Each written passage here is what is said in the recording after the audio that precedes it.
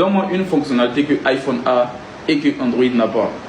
Est-ce que vous savez que c'est une très grave erreur de faire ce genre de comparaison là? En fait, si tu ne connais pas téléphone là, ce genre de comparaison là, faut jamais tu vas te mettre dedans. Tu peux jamais comparer iPhone et puis Android. C'est pas possible. L'erreur de comparaison qui vient de faire tout à l'heure là, pour ceux qui connaissent bien les téléphones là, mettez dans les commentaires l'erreur qui vient de faire tout à l'heure. Le fait de comparer iPhone et puis Android. Et je ne sais pas si vous comprenez même. Si on compare iPhone à Android là, c'est Android est en baisse même, sérieusement. Android a sa voûte, tu ne peux jamais comparer les deux, c'est pas possible. Son erreur là, mettez dans les commentaires, il va voir. Il a raison d'avoir tort. iOS c'est un système, Android c'est un système. iPhone c'est une marque de téléphone. Samsung, c'est une marque de téléphone. Mais s'il s'amuse à comparer iPhone et Android, c'est parce que iOS n'a qu'une seule marque de téléphone. Ce n'est la faute de personne si Apple n'a pas accepté qu'une autre marque puisse utiliser son système. Maintenant, pour que la comparaison soit plus équitable, nous allons comparer plutôt l'iPhone au Samsung. Mon frère, il n'y a pas le niveau. Samsung tabasse iPhone. Tabasse correctement. À part quelques légers avantages que l'iPhone a. Comme par exemple l'optimisation sur les réseaux sociaux, ça j'avais déjà parlé. Et ça reste l'un de vos seuls arguments. Parce qu'après ça, il n'y a que l'argument du côté prestigieux de l'iPhone. Lorsque tu utilises un iPhone, on te voit comme quelqu'un d'une classe supérieure. Quelqu'un qui a plus d'argent. Alors qu'il y a des Samsung qui coûtent beaucoup plus cher que les iPhones. Mais bon, validons quand même cet argument. Par contre, ceux qui vont venir me parler d'écosystème, j'utilise un 14 Pro. Ça n'a rien d'extraordinaire. Pour avoir touché des Samsung, des Google Pixel, en passant, je tourne cette vidéo avec le Google Pixel 7. La différence entre les Android, bon, j'ai dit encore les Android, vous allez me dire que je compare toute une gamme de téléphones avec juste un téléphone. On va dire plutôt, je trouve que Samsung et iPhone, la différence au niveau d'écosystème est que iPhone rend les choses beaucoup plus simples pour que n'importe qui puisse utiliser ce téléphone.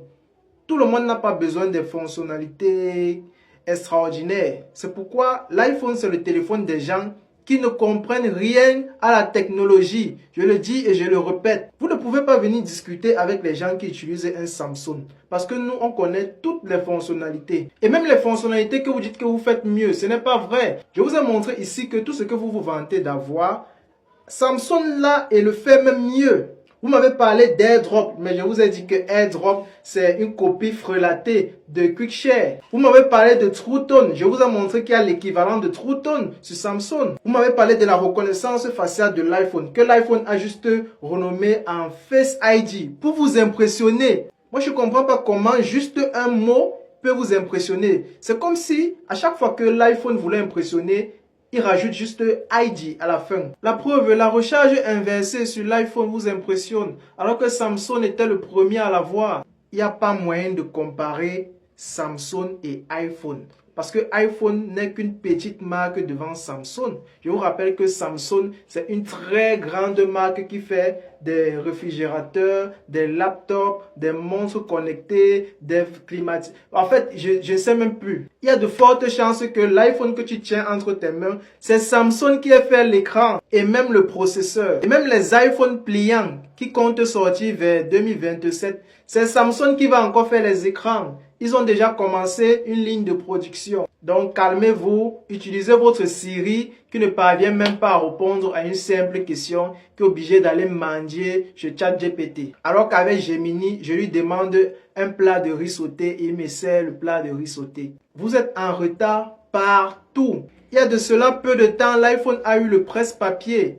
Les utilisateurs d'iPhone ont su qu'on pouvait mettre pause lorsqu'on enregistre une vidéo il y a de cela peu de temps. Et jusqu'à présent que je vous parle, c'est impossible sur mon iPhone 14 Pro d'écrire un numéro et d'effacer juste un chiffre. Je ne peux pas sélectionner, je suis obligé de tout effacer. Ça veut dire que si on réfléchit bien, votre côté pratique que vous prônez n'est peut-être pas vrai. Comment vous le saurez de toute façon? Vous n'avez connu que l'écosystème d'Apple. Et Apple vous a toujours bien enfermé dans cet écosystème-là. C'est si bien fait que lorsque tu y entres, tu ne peux plus en sortir facilement. Tu es conditionné à utiliser les MacBook, tu es conditionné à utiliser les Apple Watch, tu es conditionné à utiliser n'importe quoi. Et jusqu'à récemment encore, si les sanctions européennes n'obligeaient pas l'iPhone à passer de ce câble Lightning qui est très lent comparé à ce câble USB-C. Je suis sûr que vous serez encore à une capacité de charge très limitée. D'ailleurs, malgré tous ces efforts, iPhone ne fait pas toujours mieux que Xiaomi. Donc, lorsque quelqu'un comme moi qui utilise Android depuis les Android 2.3, j'ai connu les Android 3. Les 4 points KitKat, les 5 points Lollipop, les 6 points, les Marshmallow, j'ai connu tous ces Android-là, je les ai utilisés jusqu'à tout récemment à l'Android 16 points sur mon Pixel 7. Un utilisateur d'iPhone peut me parler d'optimisation sur les réseaux sociaux. D'accord, même si Samsung est déjà en train de venir en force, il va falloir chercher une autre raison parce que cette raison-là va disparaître bientôt, je vous promets. Si vous me parlez du côté prestigieux, oui, bon, Samsung aussi est un peu prestigieux, mais pas quand même comme l'iPhone. Le reste, fermez vos gueules, s'il vous plaît. Lorsque les Samsung parlent, les iPhones se taisent. Parce qu'en termes d'innovation, l'iPhone n'a plus rien à apprendre à Samsung depuis que Steve Jobs n'est plus là.